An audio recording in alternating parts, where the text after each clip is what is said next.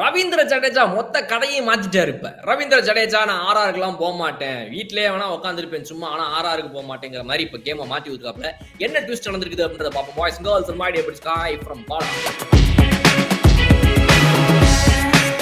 CSK Sanju Samson வரணும்னு ஆசைப்பட்டுச்சே தவிர ரவீந்திர ஜடேஜா போகணுங்கிறது அவங்களுடைய இனிஷியல் பிளான்ல கிடையாது. இது நம்பர் 1. நம்பர் 2 என்னன்னா, அவங்க ஆர்ஆர் தரப்புல இருந்து நான் உங்களுக்கு வந்துட்டு சாம்சனை கொடுக்கணும் அப்படின்னா அந்த அளவுக்கு வெயிட்டா ஓங்கிட்டு எதையாவது ஒன்று புடுங்கணுமே, எதை வாங்கலாம் அப்படிங்கும் போது 18 கோடிக்கு 18 கோடின்னு ஜடேஜாவை கணக்கு பண்ணாங்க. பட் அது மட்டும் இல்லாம அதோட சேர்த்து ஒரு பிளானையும் போட்டாங்க. இங்கதான் பிரச்சனை ஆக்சுவலா ஆரம்பிச்சது. ஸோ இப்போ இந்த டீல் எதனால இன்னும் ஹோல்டுல இருக்கு? நிறைய பேர் நம்ம போன வீடியோ போட்டிருந்தப்போ வந்துட்டு டீலே அங்க முடிஞ்சு போச்சுடா லூசு பேலே அப்படின்லாம் கமெண்ட்ல நம்மள சொல்லியிருந்தாங்க. நம்ம சொல்லியிருந்தோம் இது நடக்கலாம், அது நடக்கலாம், அது நடக்கலாம், இது நடக்கலாம். கடைசியா லாஸ்ட் ஆப்ஷன் ஒன்று சொல்லியிருந்தோம், சஞ்சு சாம்சன் ஆக்ஷனுக்கு கூட வருவதற்கான வாய்ப்புகள் இருக்குது அப்படின்னா. பட் இப்போ ஆக்சுவலா அதான் நடக்க போற மாதிரி இருக்குது. வெயிட் பண்ணி பார்ப்போம். ரைட். ஸோ இப்போ எதனால இந்த ஆக்ஷன் ஆக்சுவலா ஹோல்ட் ஆயிருக்கு, எதனால வந்துட்டு என்னதான் செய்திகள் வெளியே வந்தாலுமே கன்ஃபார்மா அபிஷியலா இது இன்னும் ஒரு டீலா சைன் ஆகி சீல் ஆகல அப்படின்னா, நம்பர் 1 ஆர்ஆர் இந்த எக்ஸ்ட்ரா பிளேயரா ஒருத்தரை கேட்டிருந்தாங்கல்ல, அந்த ஸ்டாண்ட்லயே நின்றுருக்காங்க. சிஎஸ்கே அது முடியாதுன்னு சொல்லியிருக்காங்க. பட் இருந்தாலும் ஒருவேளை கன்சிடர் பண்ணலான்ற ரேஞ்சுக்கு அவங்க போனப்ப சாம் கரன் அப்படியே இவங்க கிட்ட கொடுத்துட்டாலுமே கூட, அதாவது ஜடேஜா அண்ட் சாம் கரன் 2 பேரை கொடுக்கணும், நீங்க சாம்சன்ன்ற ஒரு பிளேயர் வேணும்னா அப்படின்னு டிமாண்ட் பண்றாங்க. காரணம் இன்னைக்கு அவங்க வந்து கொடுக்குற இடத்துல இருக்கிறாங்க, அவங்க டிமாண்ட் பண்றாங்க.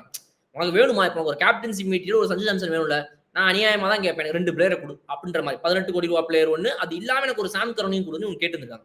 இப்போ அந்த சாம் கரனை இவங்க கொடுக்குறேன் அப்படின்னு சொன்னாலுமே கூட, ஏன்னா 3 பிளேயர்ஸ்டும் பேசியிருக்காங்க. சிஎஸ்கே வந்து 2 பிளேயர்ட்டையும், ஆர்ஆர் வந்து சஞ்சு சாம்சன்ட்டையும் பேசிட்டாங்க. ஸோ சாம் கரனுடைய ஒப்புதலை வாங்கி கொண்டு இந்த டீலை நம்ம ப்ரொசீட் பண்ணலாம்னு சிஎஸ்கே தரப்புல நகரும் போது இங்க என்ன நடக்குது அப்படின்னா, ஆர்ஆருக்கு ஒரு பிரச்சனை இருக்குது. ஏற்கனவே அவங்க கிட்ட 8 ஓவர்சீஸ் பிளேயர் அவங்களுடைய ஸ்குவாட்ல இருக்கிறாங்க. அதாவது உங்களுடைய 25 மெம்பர் ஸ்குவாட் லிமிட்குள்ள அதிகபட்சம் நீங்க 8 ஓவர்சீஸ் பிளேயர்ஸை மட்டும் தான் வச்சுக்க முடியும். பிளேயிங் 11ல 4 பேர் வச்சு ஆட முடியும். இது இருக்கு இல்லையா?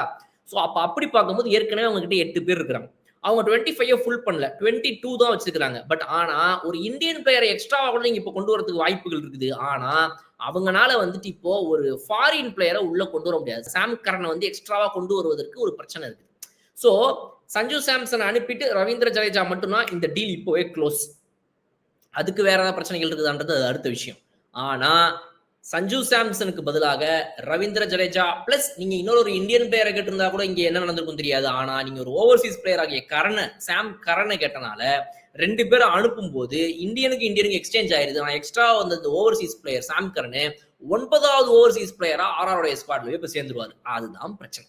அப்போ 9 ஓவர்சீஸ் பிளேயரை நீங்க ஆன் டைம்ல வச்சுக்க முடியாது இல்லையா? இப்போ இங்க என்ன நடக்குதுன்னா, உங்ககிட்ட இருக்கிற ஓவர்சீஸ் பிளேயர் ஒன்னை இறக்கி விட்டுருங்க. நீங்க ஆக்ஷனுக்கு அவங்க போகட்டும். உங்க ரிட்டென்ஷன்ல இருந்து கரெக்டா ரிட்டென்ஷன் நாளதுமா நான் இவரை இறக்கி விட்டேன்ப்பா, இவரை ரிட்டென்ஷன்ல இருந்து நான் ரிலீஸ் பண்ணிட்டேன்ப்பா இவரை சொல்லி ரிலீஸ் பண்ணிடுங்க ஒரு பிளேயரை, இவரை வாங்கிக்கங்க, உங்களுக்கு 8 மெம்பர் ஸ்குவாட் ஆயிரும் அப்படிங்கிற மாதிரி இவங்க சொல்லியிருக்காங்க. சோ அப்படி நீங்க யாரை ரிலீஸ் பண்ண முடியும் போது ஆர்ஆர் தரப்புல இருந்து 2 பேர் மேல டம்முன்னு மண்டையில கை வைக்க போறாங்க. யாரு மண்டையில அப்படின்னா, இந்த பக்கம் வந்து மஹீஷ் தீக்ஷனா மண்டை, இந்த பக்கம் வனிந்து அசரங்கா மண்டை. 2 மண்டையும் வந்து நம்ம டீம்ல வந்து ஸ்பின்னருங்க அஸ்வினும் யுஸ்வேந்திர சஹாலும் சேர்ந்து வெளுத்துட்டு இருந்தாங்க. 2 பேருக்கு பதிலா வந்து இந்த 2 பேரும் நம்மள வந்து பொழந்துட்டு இருக்காங்க. ஆப்போசிட் டீம் வந்து ஒரு அடியும் நகர விடாம பண்ணுங்கடா அப்படின்னு சொன்னா நம்ம டீம் இங்கேயே போட்டு லாக் பண்ணிடுறானுங்க. இவனுங்க 2 பேர்ல ஒருத்தனை பேசாம தூக்கிடலாமான்னு சொல்லி அவங்க பிளான் பண்ணிருக்காங்க. அப்போ இந்த 2 வீரர்களில் ஒருவரை விட வேணும்னா, ஒருத்தர் 5 கோடி கிட்ட வராரு, ஒருத்தர் வந்து 5 கோடி சொச்சம், இன்னொருத்தர் 4 கோடியை சொச்சம். சோ இதுல யாரை நீங்க வெளியே விட்டீங்கனாலும் சூப்பர். ஏன்னா இப்ப நீங்க ஒரு பிளேயரை வாங்குறீங்கல்ல எக்ஸ்ட்ரா, அதாவது 18 கோடிக்கு 18 கோடி போகுது, எக்ஸ்ட்ராவா ஒரு பிளேயர் இவங்க வாங்குறாங்கல்ல, அந்த எக்ஸ்ட்ரா பிளேயருக்கு நீங்க துட்டு யாரு கொடுப்பான் அப்படிங்கிற மாதிரி ஒரு பிரச்சனையும் வருது. அப்போ நீங்க இங்க இருந்து அங்க மாத்துறீங்க அப்படின்னா 2.4 கோடி ரூபாய்க்கு வாங்கப்பட்ட சாம் கரன் இங்கே உள்ளே வருகிறார் என்றால் உங்ககிட்ட அதுக்கான அமௌண்ட் எங்க சார் இருக்குது? நீங்க ஒரு 2 கோடியே 4 லட்சம் 40 லட்சம் ரூபாய்க்கு மேல இருக்கிற ஒரு பிளேயரை உங்க ஸ்குவாட்ல இருந்து கீழே இறக்கி விடுங்க, அந்த பர்ஸ் வேல்யூ வச்சுக்கோங்க, அப்புறம் நீங்க சாம் கரனை வாங்கிக்கோங்க அப்படின்ற மாதிரி இவங்க சொல்றாங்க. சோ அப்ப இது என்ன புரியுதுன்னா, இவர் பதிலுக்கு பதில் போவாங்க. கரனும் ஜடேஜாவும் சாம்சனும் இவரை வந்து கேஷ் டீலா வாங்குறாங்க போல. அப்போ நம்ம சாம் கரனை வந்துட்டு கேஷா எக்ஸ்ட்ரா அமௌண்ட் கொடுத்து நான் வாங்கிடுறேன், நான் வெறும் 17 கோடி ரூபாய் பிளேயரை கொடுப்பேன், நீங்க இந்த 2 பிளேயர் அப்படியே கொடுத்துடணுன்ற மாதிரி பேச்சு போல இருக்கு. மேபி இது வந்துட்டு கேஷ் டீலா இருந்திருக்கலாம். அப்போ whatever it is, cash டீலா பண்ணுங்க, இல்ல அப்படியே கூட 2 பிளேயரை இந்த 18 கோடிக்கு ஒரு பிளேயரை கொடுத்து 2 பிளேயரை நீங்க வாங்கிக்கிறாங்க. எதுவா இருந்தாலும் ஸ்லாட் இப்ப பாக்கி இல்லப்பா, நீ ஸ்லாட்டை கிளியர் பண்ணு அப்படிங்கும் போது ஒரு பிளேயரை இவங்க இறக்கி விட்டே ஆகணும். அது 2.40 லட்சம் ரூபாய்க்கு மேல, 2.40 கோடி. மேல இருக்கணும்ன்றனால இவங்க இந்த 2 பிளேயர் மேல தான் கண் வைக்கிறாங்க. என்ன பொறுத்தவரைக்கும் மஹேஷ் தீக்ஷனாவை இறக்கி விட்டுருங்கன்றேன். அப்ப இங்க சிஎஸ்கே என்ன பண்ணுவாங்கன்னா, அண்ணே நான் வேணா மஹேஷ் தீக்ஷனாவை வாங்கிட்டுமா? எதுக்கு எங்கேயோ விடுறீங்க? எங்ககிட்டயே குடுத்துருங்க. இப்படியே இந்த பேச்சு வளர்ந்துட்டே போச்சுன்னா, அப்ப இதுக்கு பதிலா நீ இத குடு, அதுக்கு பதிலா இது குடுன்னு சொல்லி இங்க தான் இது பேச்சு வார்த்தைகள்ன்றது இன்னும் தடையிலேயே வந்து நின்னுகிட்டு இருக்கு. இப்போ இதுல நம்ம முக்கியமான ஒரு 3 விதிகள பார்க்கணும். இந்த ரிட்டென்ஷன், இந்த ஆக்ஷன்ல நடக்கக்கூடிய அதுக்கு முன்னாடி நடக்கக்கூடிய இந்த ட்ரேட்ல வந்து 3 முக்கியமான விதிகள். 1 என்ன அப்படின்னா, ஒரு பிரான்சைசியும் தான் நேருக்கு நேர் பேசிக்கொள்ளணும். ஆனா 2வது முக்கியமான ரூல் என்ன அப்படின்னா, இவங்களுடைய இந்த அப்டேட்ஸ் குறித்து அந்த பிளேயர்ஸ் கிட்ட இன்ஃபார்ம் பண்ணணும். அப்படியா சார், சரி ஒரு நிமிஷம் இருங்க வந்துடுறேன் அப்படின்னு டபக்குன்னு இந்த வடிவேல் உள்ள போவார்ல, ஒரே நிமிஷம் இருங்க, அந்த 2 உள்ள ஓடி போயிட்டு பார்த்திபன்ட்ட டவுட் கேட்டு வெளியே வருவாப்ல. அந்த மாதிரி நீங்க உள்ள போயிட்டு, எப்பா தம்பி உன்னைய வந்து அந்த டீம் வாங்குறதுக்கு இந்த மாதிரி ஒரு டீல் என்கிட்ட பேசுறாங்க, இதுக்கு நீ என்னப்பா சொல்ற அப்படின்னு இந்த பிளேயருடைய கன்சென்ட்டையும் நீங்க வாங்கணும். ஃபர்ஸ்ட் நான் உன்னை வச்சு அங்க பேச போறேன், உனக்கு ஓகேவான்னு கேட்டுக்கணும். ஓகேன்னு சொன்னதுக்கு அப்புறம் பேச்சுவார்த்தைகளை ப்ரொசீட் பண்ணணும். அதை வந்து நீ ஐபிஎல் கவர்னிங் கவுன்சில்ட்டு சொல்லிடணும். இவர்கிட்ட இருந்து ஒப்புதலை வாங்கி கொண்டு நான் பேச்சுவார்த்தை நடத்தி கொண்டிருக்கிறேன் நீங்க ஐபிஎல் அனௌன்ஸ் பண்ணிடணும். அடுத்தது என்ன பண்ணணும் அப்படின்னா, அதோடைய அடுத்தடுத்த அப்டேட்ஸை நீங்க உங்க பிளேயர் கிட்ட கொடுக்கணும். இப்ப ஜடேஜா கிட்ட வந்து சிஎஸ்கேவும் சாம்சன் கிட்ட ஆர்ஆரும் கொடுத்துட்டே இருக்கணும். இந்த மாதிரி உன்னை வச்சு அங்க பேச்சுவார்த்தை போயிட்டு இருக்கு, இன்னைய அப்டேட் இதுதான், நீங்க வந்து ஒரு எக்ஸ்ட்ரா 2 கோடி அமௌண்ட் கேட்கறாங்க, 2 கோடி கம்மியா கேட்கறாங்க, இதுக்கு பதிலா இது கேட்கறாங்க, நீ என்ன உனக்கு ஓகேவா, இப்படிலாம் வந்து நீங்க பிளேயர் கிட்டே அவங்க கன்சென்ட்டை வாங்கணும். ஸோ இதெல்லாம் நடந்தாதான் அந்த டீல் ப்ரொசீட் ஆகும்.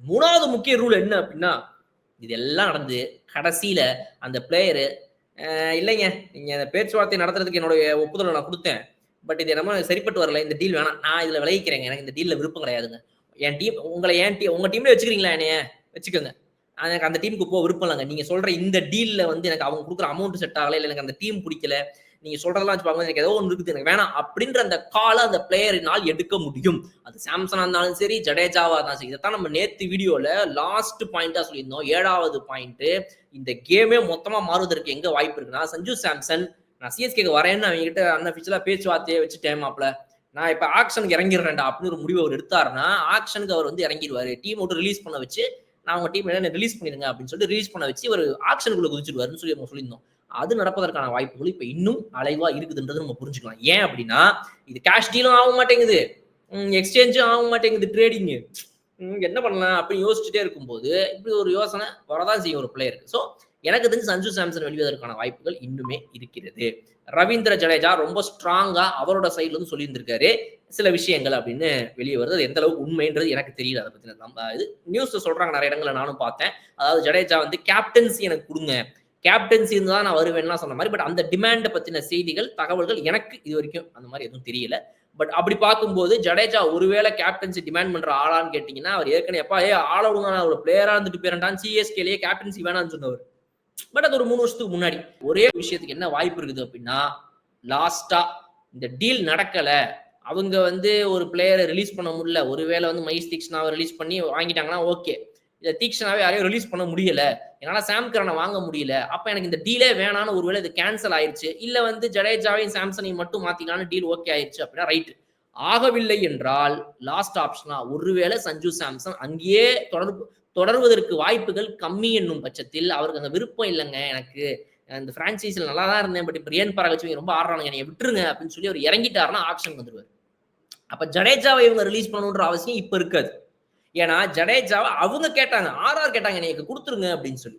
அப்பதான் இவங்களுக்கு ஒரு பேச்சுவார்த்தை நடத்தி கொடுக்கறதுக்கு தயாரானாங்க. இப்ப சிஎஸ்கே இந்த டீலே ட்ரேடே நடக்கலன்னும் போது ஜடேஜாவை அவங்க வந்து எதுக்கு ரிலீஸ் பண்ணணும் இப்போ? சோ அதனால ஜடேஜாவை ஆர்ஆருக்கு அனுப்புவதற்கான வாய்ப்புகளும் இப்ப குறைந்திருக்குதுன்றதுதான் நம்ம இப்போத்துக்கு புரிஞ்சுக்க முடியுது.